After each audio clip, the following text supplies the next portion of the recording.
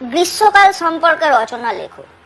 ঠিক এই রকম দাবি জানাতেন আমাদের শিক্ষকরা পরীক্ষার প্রশ্নপত্রে।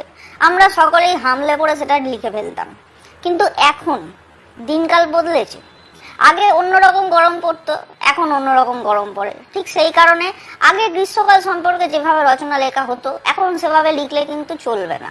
তাই এখন আধুনিক গ্রীষ্মকাল সম্পর্কে রচনাটা কি বলে দিচ্ছি।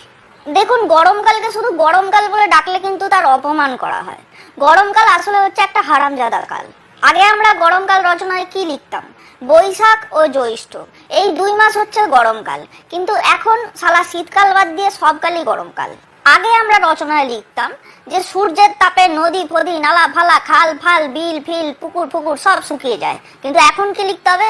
মানুষও শুকিয়ে যায়। গরমকাল পড়লেই টিভিতে বিভিন্ন রকমের বিজ্ঞাপন দেখানো শুরু হয়ে যায়। ধরুন, আপনি একটা ভীষণ ইন্টেন্স গুরুত্বপূর্ণ একটা সিরিয়ালের সিন চলছে, সেখানে দেখছেন নায়িকা হঠাৎ করে কালা হয়ে গেছে, সে কানে হাত দিয়ে সবার মুখের দিকে তাকিয়ে বলছে, আমি কিছু শুনতে পাচ্ছি না, আমি কিছু শুনতে পাচ্ছি না।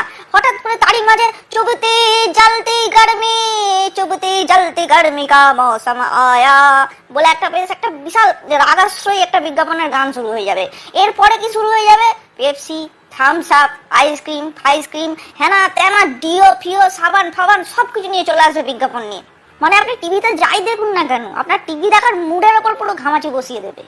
শুধু কি এই গরমকালে যাচ্ছে তাই রকমের বিভিন্ন রকমের রোগ হয়, যেরকম মাইগ্রেন, ফাইগ্রেন, সাইনাস, মাইনাস, এইসব তো আছেই।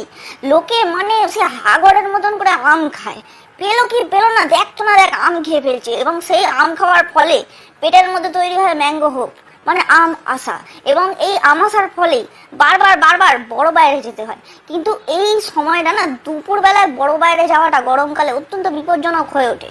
তার কারণ হচ্ছে ট্যাঙ্কের জল প্রচন্ড তেতে থাকে, এবং সেই ট্যাঙ্কের জল নিয়ে সমস্ত কাজ সমাধা করতে হয়, এবং এর ফলে পশ্চাৎ দেশ পুড়ে ঝামা হয়ে যাওয়ার একটা প্রবল সম্ভাবনা তৈরি হয়। এই সমস্ত বৈশিষ্ট্য ছাড়াও গরমকালের আরো বেশ কিছু বৈশিষ্ট্য আছে।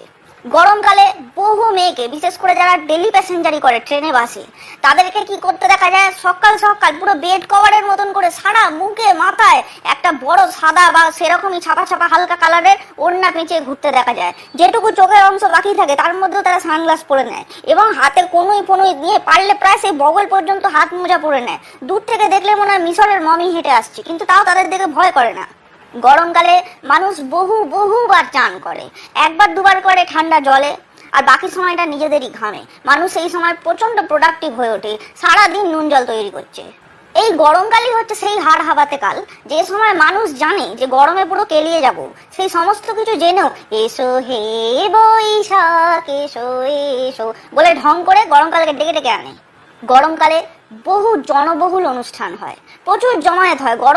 গরমে মানে ঘেমে নিয়ে যাবে জেনেও কিন্তু মানুষ ওখানে ভিড় করে যায়। যেমন নববর্ষ অনুষ্ঠান, রবীন্দ্র জয়ন্তী অনুষ্ঠান, এবং এই ধরনের জনবহুল অনুষ্ঠানে গিয়েই বহু রবীন্দ্র তাদের জয়ন্তীকে খুঁজে পায়, এবং পরবর্তীকালে গরমকালেই তাদের জয়ন্তীকে নিয়ে জামাই ষষ্ঠী খেতে যায়।